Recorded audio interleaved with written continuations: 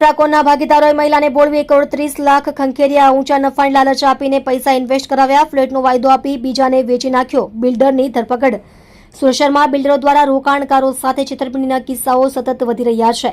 પાલ વિસ્તારમાં ગેલેક્સી ઇન્ફ્રાકોન પેઢીના ભાગીદારો એક મહિલા રોકાણકાર સાથે 1,30,00,000ની ઠગાઈ આચરતા ઇકોસેલે એક આરોપી બિલ્ડર પિંકેશ સુરેશભાઈ પટેલની ધરપકડ કરી છે. આ ટોળકીએ રોકાણના નામે પૈસા પડાવી જે ફ્લેટ આપવાનો વાયદો કર્યો હતો તે અન્ય વ્યક્તિને વેચી મારીને વિશ્વાસઘાત કર્યો છે.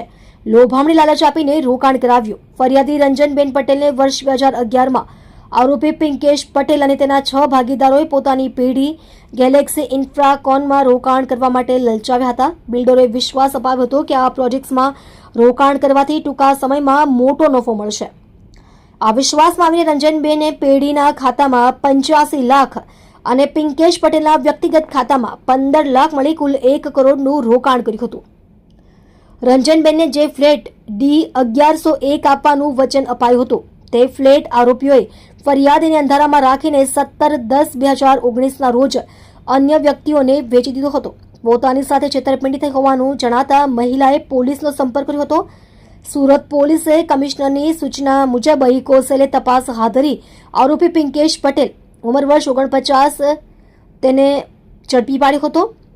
આરોપીનો ગુનાહિત ઇતિહાસ અને પોલીસ તપાસમાં પકડાયેલ આરોપી પિંકેશ સુરેશભાઈ પટેલ રહે A301 કેલી રેસિડેન્સી પાલ રીઢો ગુનેગાર હોવાનું સામે આવ્યું છે.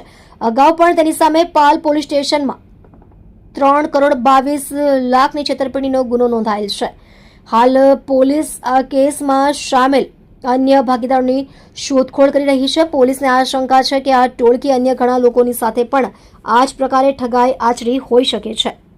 આપ જોઈ રહ્યા છો ગુજરાતની સૌથી પહેલા ખબર આપતી Surat express news channel.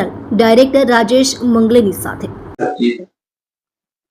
Surat શહેર પોલીસ કમિશનર ગેહલોત સાહેબના માર્ગદર્શન અને joint commissioner police crime branch Raghavendra Bhatt સાહેબની સૂચનાથી ઇકોનોમિક ઓફેન્સીસ વિંગ અલગ અલગ ઇકોનોમિક્સ જે ઓફેન્સીસ છે એની તપાસ કરી રહી છે. સમગ્ર સુરત શહેરમાં ડાયમંડ રિલેટેડ ફ્રોડ કે ટેક્સટાઇલ રિલેટેડ ફ્રોડ કે જમીન રિલેટેડ કે કોઈ પ્રોજેક્ટ રિલેટેડ ફ્રોડની તપાસ ડાયરેક્ટલી ઇકોનોમિક ઓફેન્સીસ વિંગ કરી રહી છે. આ ઇકોનોમિક ઓફેન્સીસ વિંગમાં એક ફરિયાદી અમારી પાસે આવેલા હતા અને આ ફરિયાદીએ કુલ મળીને 1,30,00,000 જેટલું રોકાણ એક ગેલેક્સી ઇન્ફ્રાકોન ભાગીદારી પેઢીમાં કર્યું હતું. ગેલેક્સી ઇન્ફ્રાકોન ભાગીદારી પેઢીમાં આજે ફરિયાદીએ છે એણે 2 અલગ અલગ ઇન્સ્ટોલમેન્ટમાં સૌથી પહેલા 85 લાખ અને 15 લાખ એમ 1 કરોડનું રોકાણ એક ફ્લેટ માટે કર્યું હતું અને ફ્લેટનો દસ્તાવેજ આજે આરોપીઓ છે જે ગેલેક્સી ઇન્ફ્રાકોન